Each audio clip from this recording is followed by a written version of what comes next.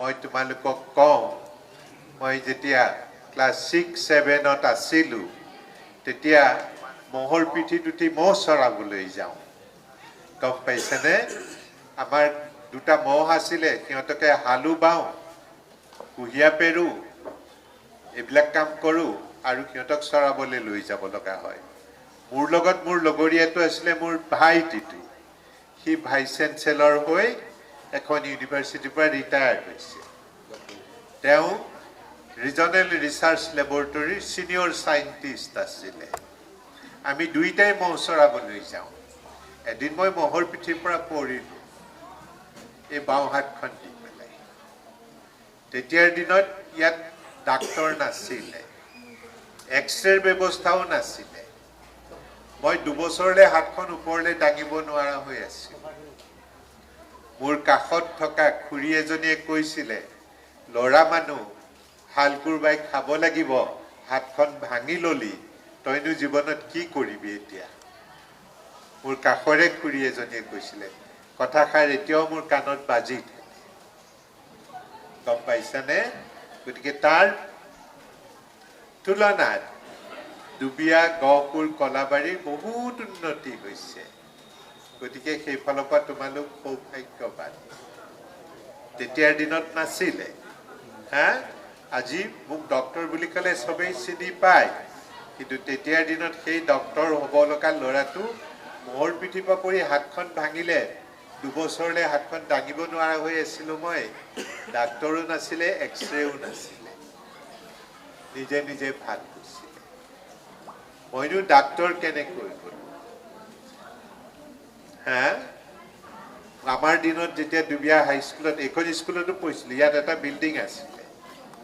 আমি প্ৰথমতে দুবিয়া MV স্কুলৰ কেম্পাছত পঢ়িছিলোঁ তাত আৰু ওপৰত চাল নাছিলে গম পাইছেনে বৰষুণ দিলেই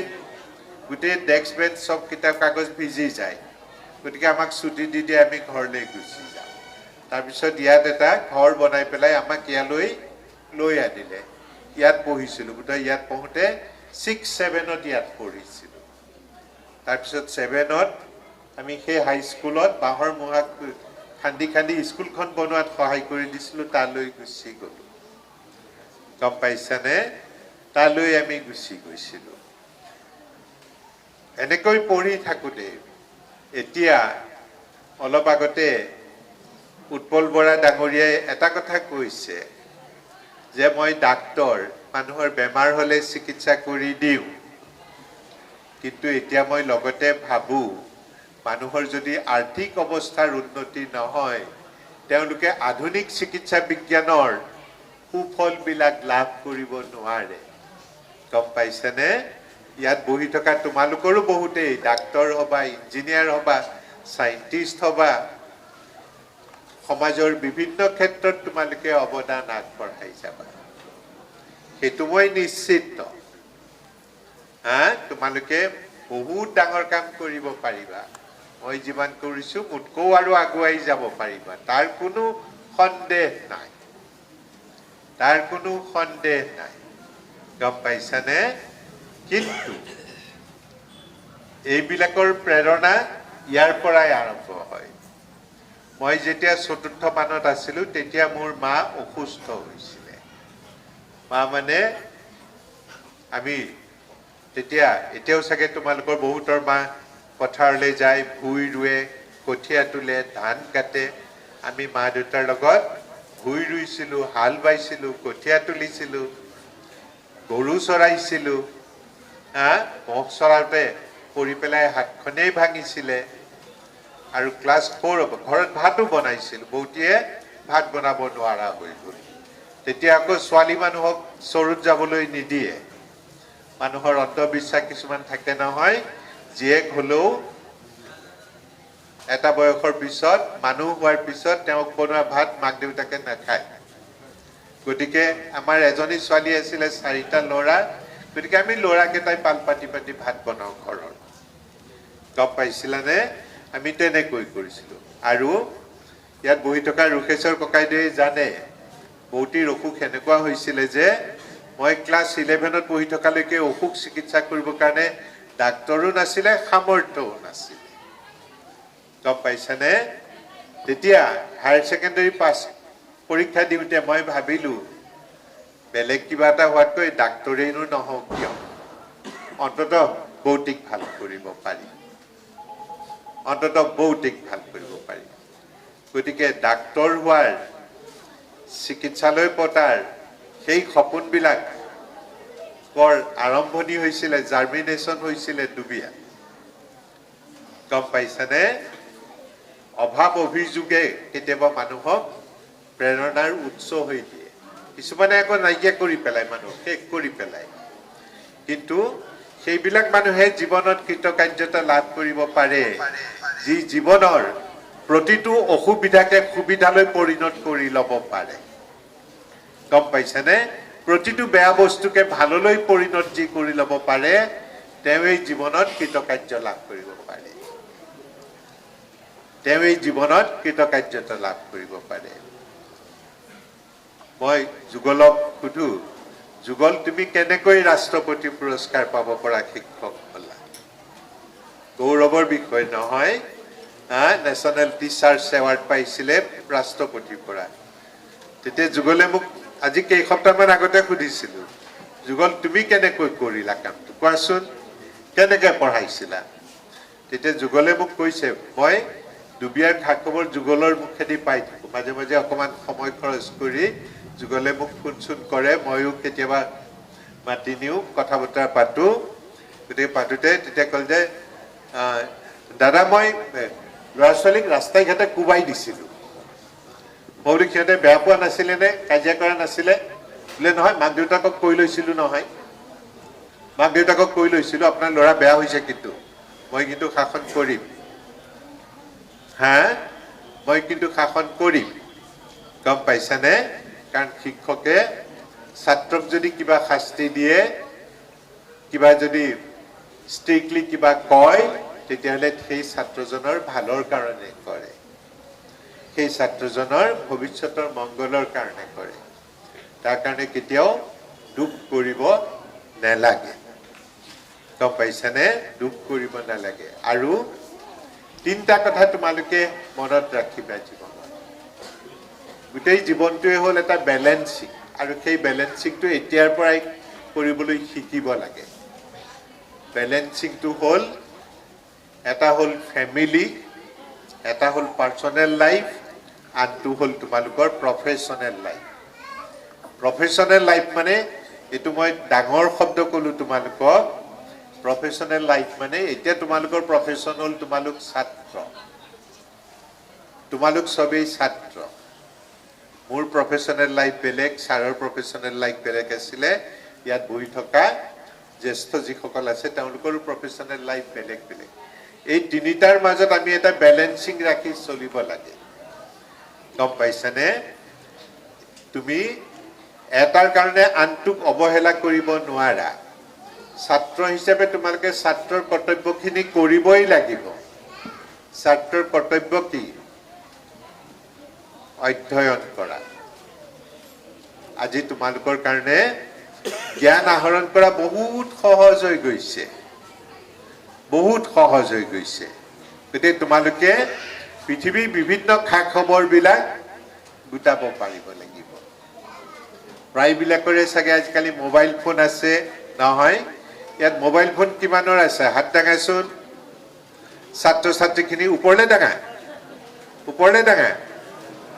মোবাইল ফোন আছে যেন পাইছো লাজতে মোক কোৱা নাই চাগৈ ইমানৰ নাইনে মোবাইল ফোন প্ৰত্যেকৰে আছে মই মোবাইল ফোনটো খবৰ লোৱাৰ উদ্দেশ্য এটা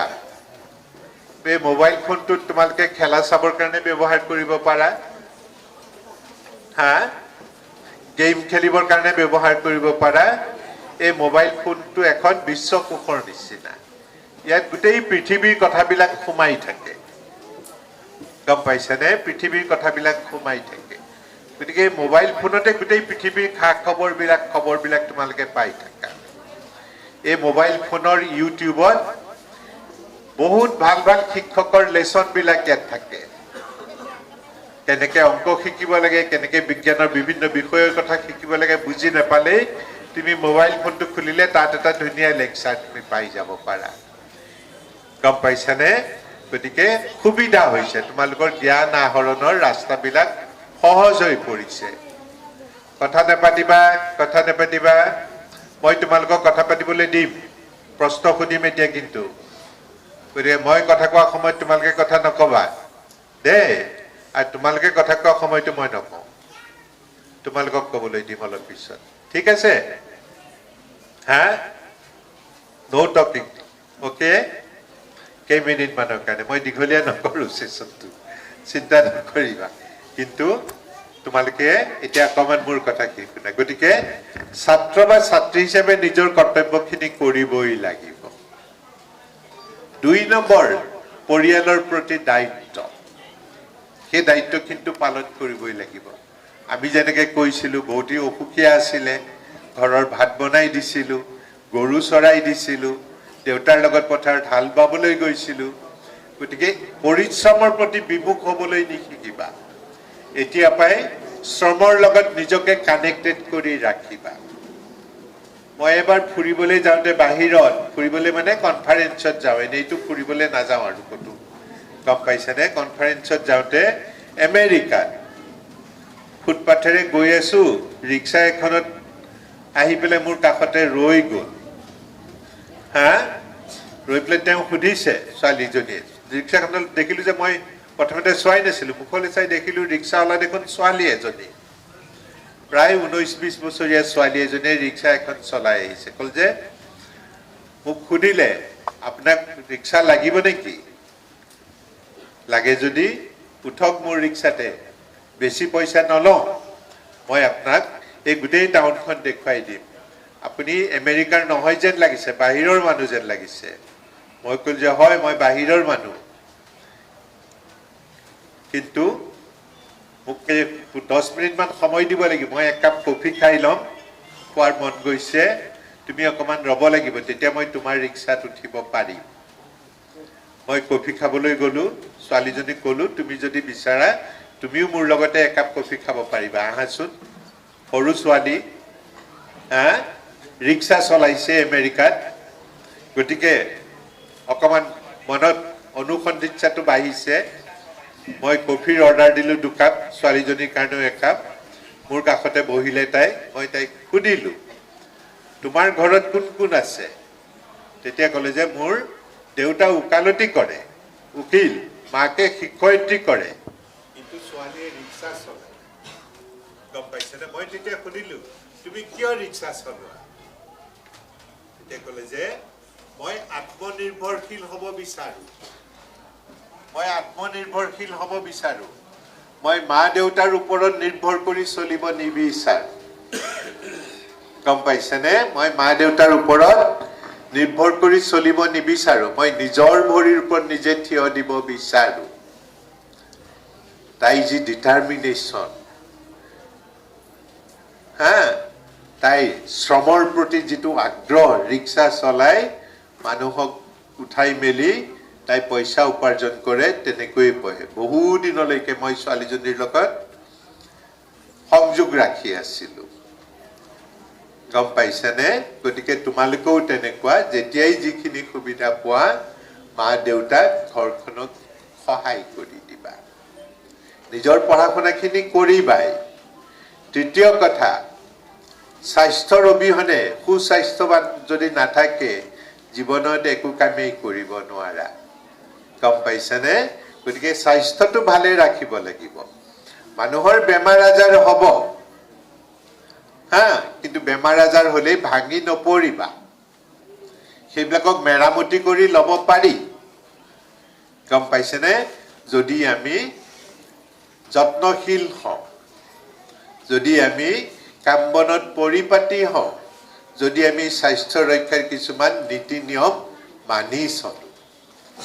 স্বাস্থ্য ৰক্ষাৰ নীতি নিয়মবিলাক নীতি নিয়মবিলাক আজিকালি তোমালোকৰ পাঠ্যপুথিটো লিখা থাকে ধুনীয়াকৈ অকল সেয়ে নহয় এই নীতি নিয়মবিলাক তোমালোকৰ সেলফোনতো থাকে এইবিলাক সহজলব্ধ হৈছে গম পাইছানে এইবিলাক জানি লৈ নিজৰ ক্ষেত্ৰত এইবিলাক প্ৰয়োগ কৰিব লাগে আনকো সেইবিলাক মানি চলাত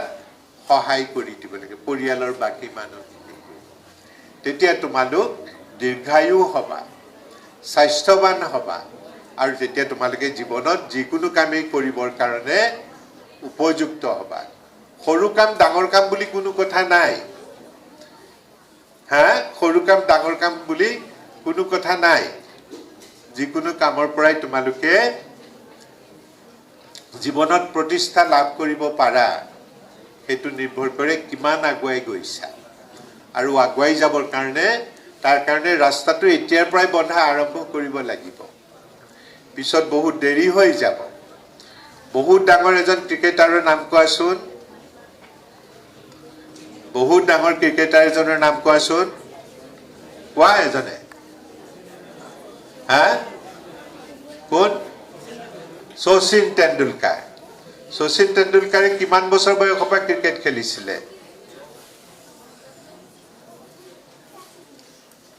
কিমান বছৰ বয়সৰ পৰা 11 বছৰ বয়সৰ পৰা হা 11 বছৰ বয়সৰ পৰা আৰু এটো নিয়মে তুমি যদি ভালকৈ সাঁতুৰিব বিচাৰিছা তুমি যিমান পাৰা সিমান সময়ত বেছিকৈ পানীত থাকা ভালকৈ সাঁতুৰিবলৈ হলে গতে তুমি যদি কথাবিলাক বেছিকৈ জানিব বিচাৰিছা যিমান পাৰা সিমান বেছিকৈ পঢ়িব লাগিব ইনফৰমেশন লাগিব মোৰ এতিয়াও মনত থাকে ৰুখেশ্বৰ ককাইদেউ তেখেতক চিনি পোৱা নে তোমালোকে নোপোৱা নহয় মুটকে ডাঙৰ হয় স্কুলত আদৰ্শবান ছাত্ৰ বুলি প্ৰতি বছৰে একোটা পুৰস্কাৰ দিছিলে ককাইদেউ হা তেখেতে পঢ়া-শুনা কৰাৰ উপৰিও গাঁৱত এটা পুথিভঁৰাল স্থাপন কৰিছিলে আৰু সেই পুথিভঁৰালটোত ককাইদেউৰ 400 কিতাপ আছিলে প্ৰথমতে মই এদিন ককাইদেউক লগ ধৰি কলো তেওঁ মোতকৈ সিনিয়ৰ মোক অকমান পঢ়া-শুনা শিকাই দিব পাৰিব নেকি বলে ঠিক আছে মই তোমাক শিকাই দিম তুমি এটো সময়ত আহিবা মই তোমাক অকমান পঢ়াই দিম লাইব্ৰেৰীটোলৈ কিতাপ পঢ়িবলৈ তেনেকে মানুহ নাহে মোক লাইব্ৰেৰীতে পঢ়াইছিলে ককাইদেউৱে হা মাজে মাজে তাতে পঢ়াইছিলে কিতাপখিনি দেখি মোৰ ইমান আগ্ৰহ হৈছিল তেতিয়া সেই দিনতে মই লাইব্ৰেৰীটোৰ 400 কিতাপ এফালৰ পৰা পঢ়ি শেষ কৰি দিছিলো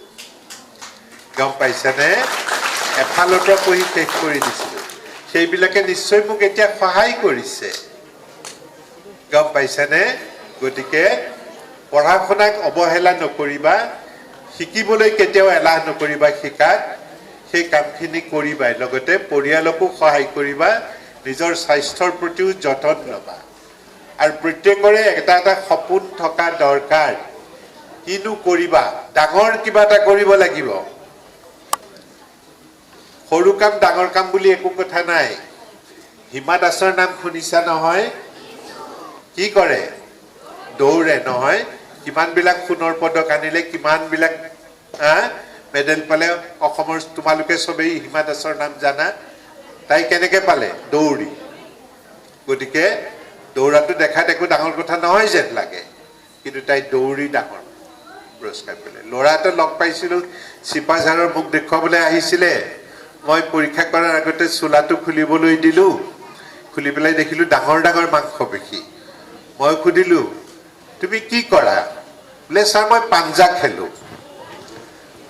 খেলো তেতিয়ালৈকে মই গমেই পোৱা নাছিলো পাঞ্জাটো যে এটা খেল হ'ব পাৰে আমি স্কুলত সুপতি মাৰিবৰ কাৰণে ধেমালিতেহে পাঞ্জা খেলো নহয় ডেস্কৰ ওপৰত হাত দি পেলাই ইটোৱে হিটোৱে হি পাঞ্জা খেলে মই তুমি পাঞ্জা খেলি কি কৰা বলে স্যাৰ মই এতিয়ালৈকে 5খন দেশত গৈ ভাৰতবৰ্ষক ৰিপ্ৰেজেন্ট কৰিছো পাঞ্জা খেলত 5খন দেশত গৈ হি পৃথিৱীৰ 5খন দেশত ভ্ৰমণ কৰিবলৈ গৈছে খেলিবলৈ গৈছে ইণ্ডিয়াক ৰিপ্ৰেজেন্ট কৰিছে আমাৰ চিপাঝাৰৰ ল'ৰা গম পাইছেনে গতিকে সৰু কাম ডাঙৰ কাম বুলি কথা নাই যি কামে নকৰা সদায় 1 নম্বৰ হ'বলৈ চেষ্টা কৰিবা সদায় 1 নম্বৰত থাকিবলৈ চেষ্টা কৰিবা মই যিখন ইউনিভাৰ্চিটিত আমেৰিকাত পঢ়িবলৈ গৈছিলো তাত আকৌ ল'ৰা ছোৱালী বিলাকে 100 নম্বৰৰ প্ৰশ্ন কাকতখনত 110 লৈকে দিয়ে মিচিগান ইউনিভাৰ্চিটিত 110লৈকে দিয়ে তেতিয়া মই সুধিলোঁ কেনেকৈ তোমালোকে 100 নম্বৰৰ প্ৰশ্ন কাকতখনত 110 দিয়া কেনেকৈ দিয়া আৰু তাত এটা নিয়ম আছিলে যেতিয়াই কিবা এটা পঢ়াই সেইদিনাই পৰীক্ষা লয় আৰু যি পৰীক্ষাত 80ৰ তলত পায় তেওঁলোকক আকৌ স্পেচিয়েল টিউচনৰ ব্যৱস্থা কৰে স্পেচিয়েল টিউচনৰ ব্যৱস্থা মানে 80ৰ তলত পোৱাটো ভালকৈ তুমি শিকা নাই তোমাৰ শিক্ষাটো সম্পূৰ্ণ হোৱা নাই তেওঁলোকক স্পেচিয়েল ক্লাছৰ এৰেঞ্জ কৰে আমাক পঢ়াবলৈ যিগৰাকী শিক্ষকক বেলেগ এখন ইউনিভাৰ্চিটিৰ পৰা লৈ আনিছিলে জনছ হপকিন্স বোলা ইউনিভাৰ্চিটি এখনৰ পৰা আমেৰিকাৰ 1 নম্বৰ ইউনিভাৰ্চিটি সেইখন বয়সস্থ লেডি মই যেতিয়া পঢ়িবলৈ গৈছিলোঁ মোৰ বয়স আছিল 37 বছৰ আৰু সেই লেডিগৰাকীৰ বয়স প্ৰায় এৰাউণ্ড 70-72 মান হ'ব আমাৰ লগত একেটা হোষ্টেলতে থাকে ইমান ডাঙৰ মানুহ আমেৰিকাৰ প্ৰফেসৰ বহুত দৰমহা পায় তেওঁনো আমাৰ লগত ছাত্ৰৰ লগত কিয় তেওঁক ৰাখিছে এদিন মই সুধিলোঁ যে মেডাম তুমি আমাৰ লগত কিয় থাকা এইটো হোষ্টেলত ছাত্ৰৰ হোষ্টেলত তুমিতো বেলেগ হোষ্টেলতো ভালকৈ থাকিব পাৰিলাহেঁতেন তেতিয়া মোক কি ক'লে জানা মোক ক'লে যে এইটো সকলোৰে কাৰণে নহয় এইটো ইউনিভাৰ্চিটিৰ নিয়ম মই ছাত্ৰৰ লগতে থাকিব লাগিব কাৰণ তোমালোকৰ মনত যেতিয়া কিবা প্ৰশ্নৰ উদয় হ'ব মোক যাতে লগে লগেই লগ পোৱা পিছদিনালে পাহৰিও যাব পাৰা নহয় সেইকাৰণে মোক তোমালোকৰ লগত ছাত্ৰৰ লগত হোষ্টেলতে থাকিব দিছে গতিকে মই এনেই থকা নাই পইচা বচাবৰ কাৰণে গতিকে ছাত্ৰৰ যেনেকৈ অনুশীলন লাগিব নীৰৱ সাধনা লাগিব শিক্ষকেও তেনেকৈ টাইম দিব লাগিব গম পাইছানে আৰু যদি তোমালোকে আগ্ৰহ দেখুৱা তেতিয়া কিন্তু শিক্ষক আগবাঢ়ি আহিব আগ্ৰহটো প্ৰথমতে তোমালোকৰ পৰা সৃষ্টি হ'ব লাগিব যেনেকৈ ককাইদেউজনক মই কৈছিলোঁ সৰুতে মোক পঢ়াই দিব নেকি তেওঁ মোক পঢ়াই দিছিলে পইচা লোৱা নাছিলে মই যে আগ্ৰহ কৰি ক'লোঁ তেওঁ মোক বিমুখ কৰা নাছিলে তেনেকৈ বহুত আছে মই তিলেশ্বৰ চুতীয়া ছাৰৰ বোৱাৰীয়েকক লগ পালোঁ অলপ আগতে নহয় কি নাম আছিলে মোৰ শিক্ষক আছিলে তিলেশ্বৰ চুতীয়া ছাৰ তিলেশ্বৰ চুতীয়া ছাৰৰ ঘৰত গৈ মই ইংৰাজী পঢ়িছিলোঁ তাৰ কাৰণে মোক পইচা লোৱা নাছিলে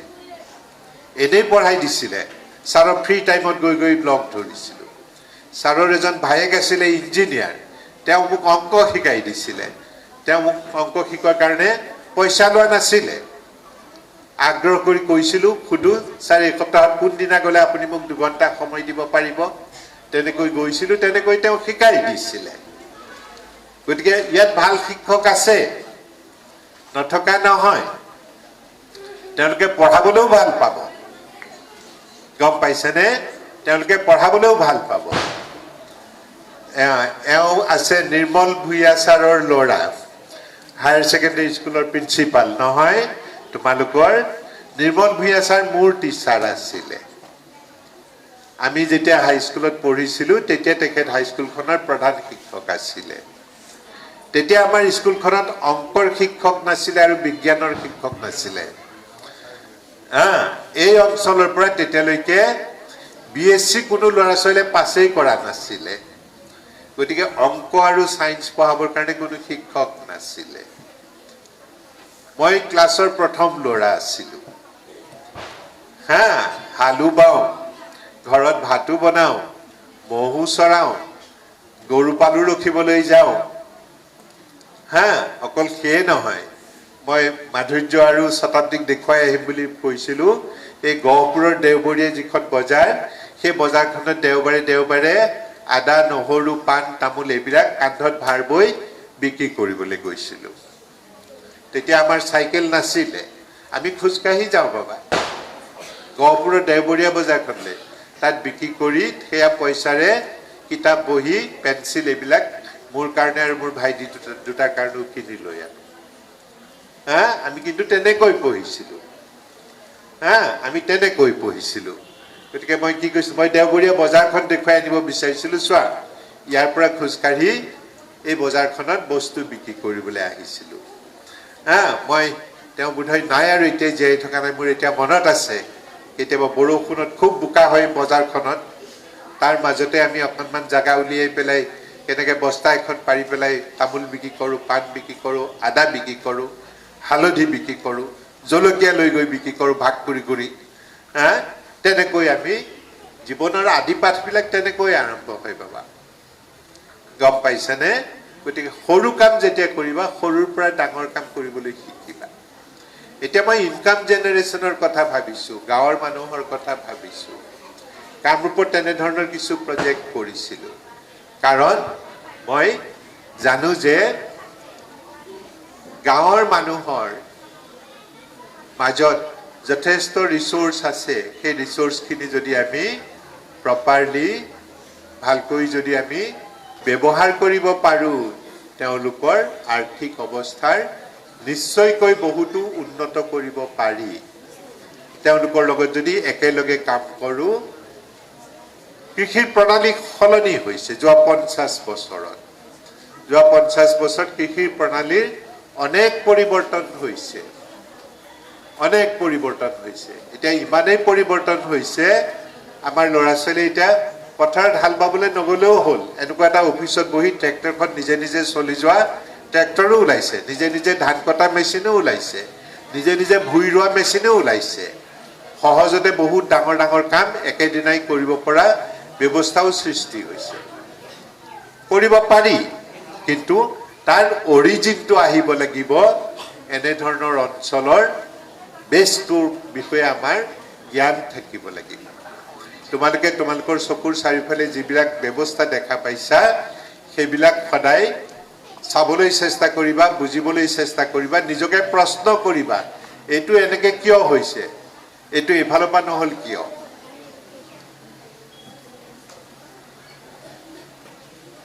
গম পাইছেনে? নিজকে প্ৰশ্ন কৰিব লাগে যে এইটো এনেকৈ মই কৰিলোঁ, কিন্তু এইটো এনেকৈ কৰিলেও হ'ব নেকি, বেলেগ কিবাকৈ কৰিব পাৰি নেকি? সদায় অল্টাৰনেটিভটো ভাবিব লাগে। মুখস্থ কৰিবলৈ চেষ্টা কৰিব নালাগে, কথাবিলাক চিন্তা কৰিব লাগে আৰু নিজকে প্ৰশ্ন কৰিব লাগে। মই আৰু বেছি সময় লৈ এই অনুষ্ঠানটো দীঘলীয়া কৰিব খোজা নাই। এতিয়া মই ছাত্ৰ ছাত্ৰীসকলৰ পৰা প্ৰশ্নৰ আহ্বান কৰি মোক সুধিব লগা কি প্ৰশ্ন আছে সোধাচোন তোমালোকে। মোৰ প্ৰশ্ন আছে যে আমি কি পদ্ধতিৰে পঢ়িলে ভাল ফলাফল লাভ কৰিব পাৰোঁ? অ'কে, দুবিয়াৰ পৰা নাহিলে নহয়, দুবিয়া হায়াৰ ছেকেণ্ডেৰী ক্লাছ 9ৰ পৰা কোৱাচোন। ছাৰ, আপুনি মেট্ৰিকৰ সময়ত কিমান সময় অধ্যয়ন কৰিছিল, কেনেকৈ অধ্যয়ন কৰিছিল, অলপমান কৈ দিয়ক। ভেৰি গুড, বঢ়িয়া। আৰু তোমালোকে মনতে ভাবি থকা প্ৰশ্ন। এতিয়া মই বাৰু পাহৰি যোৱাৰ আগতে এই 3টা প্ৰশ্নৰ উত্তৰ দি লওঁ। এওঁ সুধিলে প্ৰথম প্ৰশ্নটো একেবাৰে সহজ, আপুনি কি বিভাগৰ চিকিৎসক? মই নিউৰলজিষ্ট। নিউৰলজিষ্ট সেইসকলক কয় যি ব্ৰেইন আৰু নাৰ্ভাছ ছিষ্টেমটোৰ অসুখ হ'লে চিকিৎসা কৰে। গম পাইছানে? ব্ৰেইনটোৰ ফাংচন হ'ল, তোমালোকে যে মোৰ কথা শুনি আছা, মোৰ কথাবিলাক বুজিবলৈ চেষ্টা কৰিছা, মই এইখিনিতে মই তোমালোক যে তোমালোক, এইটো ব্ৰেইনৰ কাৰণে হয়। গম পাইছানে? মানুহৰ কথা বতৰা, ভাৱ, চিন্তা, ভাল বেয়া গোটেইবিলাক ব্ৰেইনটোৱে নিৰ্ণয় কৰে। মই সেই ব্ৰেইন আৰু নাৰ্ভাছ ছিষ্টেমৰ বিশেষজ্ঞ ডক্তৰ হয়, আৰু তেনেধৰণৰ ৰোগ হ'লে মোক দেখুৱাবলৈ আহে। ব্ৰেইন টিউমাৰ হ'লে মোক দেখুৱাবলৈ আহে, মানে কথা পাহৰি গ'লে মোক দেখুৱাবলৈ আহে, এপিলেপচি হ'লে মোক দেখুৱাবলৈ আহে, মূৰৰ বিষ হ'লে মোক দেখুৱাবলৈ আহে, তাৰপিছত তোমাৰ ষ্ট্ৰ'ক হ'লে মোক দেখুৱাবলৈ আহে, হাত ভৰি জিনজিনালে মোক দেখুৱাবলৈ আহে, হাত ভৰি কঁপনি উঠিলে মোক দেখুৱাবলৈ আহে। এইবিলাক বেমাৰৰ মই বিশেষজ্ঞ চিকিৎসক। এইটো তোমাৰ প্ৰশ্নৰ উত্তৰ দিলোঁ। দ্বিতীয় নম্বৰ, কি পদ্ধতিত পঢ়িলে আমি ভাল ফলাফল দেখুৱাব পাৰোঁ? লাৰ্ণিং ছিষ্টেমবিলাক from time to time evolve হৈ আছে নহয়। আমাৰ দিনত 50 বছৰ আগতে, মই তোমালোকৰ সমান বয়স থাকোঁতে, মোৰ কিমান মোৰ দেন 50 years ago মই তোমালোকৰ নিচিনা আছিলোঁ। মোৰ দেন 50 years, মোৰ এতিয়া ৰানিং 75। গতিকে মোৰ দেন মই তানে অলমষ্ট 60 years নহয় মোৰ then 60 years now I am 75 নাও গতিকে 60 বছৰ আগতে পঢ়া শুনাৰ চিষ্টেমবিলাক ইমান উন্নত নাছিলে কিন্তু যোৱা 60 বছৰত অভূতপূৰ্ব পৰিৱৰ্তন হৈছে আমাৰ দিনত আমাৰ শিক্ষকে আমাক যেনেকৈ পঢ়াবলৈ চেষ্টা কৰিছিলে বৰ্তমানৰ শিক্ষকসকল তাতকৈ বহুতো উন্নত মানৰ বাবা আৰু ছাত্ৰ এজনৰ বুজা শক্তিখিনি আয়ত্ত কৰিব পৰা জ্ঞানখিনি কেনেকৈ বঢ়াব পাৰি ইনক্ৰিজ কৰিব পাৰি সেই পদ্ধতিবিলাকো উদ্ভাৱন হৈছে বৰ্তমান সময়ত কিন্তু ডাঙৰ কথা হ'ল প্ৰতিটো লেসন পঢ়াৰ পিছত নিজকে প্ৰশ্ন কৰিব লাগে যে মই কি শিকিলো ইয়াৰ পৰা মই কি শিকিলো গম পাইছেনে আৰু সেইখিনি মাজে মাজে আকৌ ৰিপিট কৰি থাকিব লাগে তেতিয়া সেই শিকাখিনি নতু পাহৰি যোৱাটো স্বাভাৱিক তাৰ কাৰণে আমি সময় দিব লাগিব তাৰ কাৰণে এখন ক্যালেন্ডাৰ থাকিব লাগিব পঢ়াখিনি পিছত সদায় নিজকে বাকি অন্য দেশবিলাকত তাৰ ওপৰত পৰীক্ষা লয় এসেসমেন্ট হয় প্ৰতিটো লেসনৰ পিছত মই ডাক্তৰক পঢ়াও মই ডাক্তৰক পঢ়াও নিউৰলজি এমডি পাস কৰাৰ পিছত যিবিলাক ডাক্তৰে আৰু পঢ়িব বিচাৰে মই সিহঁতৰ ক্লাছ লওঁ সিহঁতক ক্লাছ লোৱাৰ পিছত মই সদায় এটা পৰীক্ষা লওঁ তোমালোকে যেনেকৈ মোৰ কথা নুশুনি পেলাই কি ইটোৱে সিটোৱে ইফালে ইফালে চাই আছা নহয় স্বাভাৱিক ক্লাছতো তেনেকুৱা কৰি থাকিবা ডাঙৰ ডাঙৰ বিলাকেও তেনেকুৱা কৰি থাকে গতিকে সেইবিলাক যাতে নকৰে সেইটো বন্ধ কৰিবৰ কাৰণে সদায় পঢ়োৱাৰ পিছত একোটা ক্লাছ লোৱা যায় সিহঁতক মাল্টিপল চইচ টাইপ কুৱেশ্যনছ দিয়া যায় তাৰ পৰা এছেছ কৰিব পাৰো কোনে কিমান শিকিলে কোনে কিমান নিশিকিলে সেইটো ওপৰ লেভেলতো হয় তলতো সৰু সৰু ল'ৰা ছোৱালীৰ ক্ষেত্ৰত আৰু বেছি হ'ব এতিয়া হৈছে গম পাইছেনে আৰু যদি কোনোবাই সেইটো কাৰবাৰ নহ'লে সেইটো নিজে কৰাৰ ব্যৱস্থা কৰিবা নিজে প্ৰশ্নবিলাক সুধিবা মই কি শিকিলো আৰু সেইটো আকৌ আখৰা কৰিবা ৰিপিট কৰিবা ৰিহাৰ্সেল কৰিবা এবাৰত কোনো কামটো কৰিবৰ কাৰণে সম্পূৰ্ণতা লাভ নকৰে it has to be kept on repeating Sachin তেণ্ডুলকাৰে এদিন ক্ৰিকেট খেলিলে ইমান ডাঙৰ ক্ৰিকেটাৰ নহ'লেহেঁতেন সি সদায় বেটটো লৈ পেলাই বল মাৰি থাকে তেতিয়াহে ইমান ডাঙৰ ক্ৰিকেটাৰ হৈছে পঢ়াটোও তেনেকুৱা একোটা লেসনে ৰিপিট কৰি থাকিব লাগিব পঢ়াৰ পদ্ধতিটো হ'ল সময় দিব লাগিব মই কৈছোনে তোমাৰ কথাখিনি ঠিক আৰু এজনে সুধিছিলা যে মই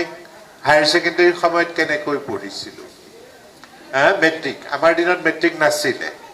মই ইয়াত অষ্টম মানলৈকে পঢ়াৰ পিছত চাৰিআলিলৈ গুচি গ'লো তাত ইয়াত অংক আৰু বিজ্ঞানৰ শিক্ষক নাছিলে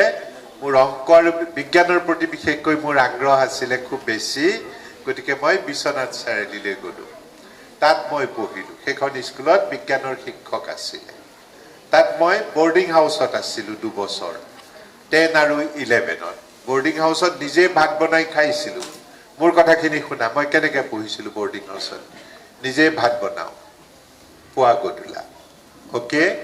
2 নম্বৰ মোৰ পঢ়াৰ খৰচ ওলাবৰ কাৰণে মই এটা টিউচন কৰিছিলো ইয়াত মোক ৰুখেশ্বৰ ককাইদেৱে পঢ়াইছিলে পইচা নোলোৱাকৈ তাত মই ল'ৰা ছোৱালী পঢ়াইছিলো ল'ৰা ছোৱালী আহল পঢ়াইছিলো মোক তাৰ কাৰণে মাহে 10 টকা দৰমহা দিছিলে মাহে 10 টকা দৰমহা দিছিলে ক্লাছ 10 আৰু 11ত বৰ্ডিং হাউচত থাকোঁতে তেওঁলোকৰ ঘৰলৈ মই থকা বৰ্ডিং হাউচৰ পৰা 5 কিলোমিটাৰ দূৰ আছিলে মই 5 কিলোমিটাৰ খোজকাঢ়ি যাওঁ 5 কিলোমিটাৰ খোজকাঢ়ি আহোঁ ল'ৰা ছোৱালীহালক পঢ়াই দিওঁ আৰু 10 টকা দৰমহা পাওঁ সেই 10 টকাৰে মই মাহটো চলি যাওঁ ঠিক এই দুটা প্ৰেক্টিছ কৰিবৰ কাৰণে মোৰ কাগজ কিনিবলৈ ইমান পইচা নাই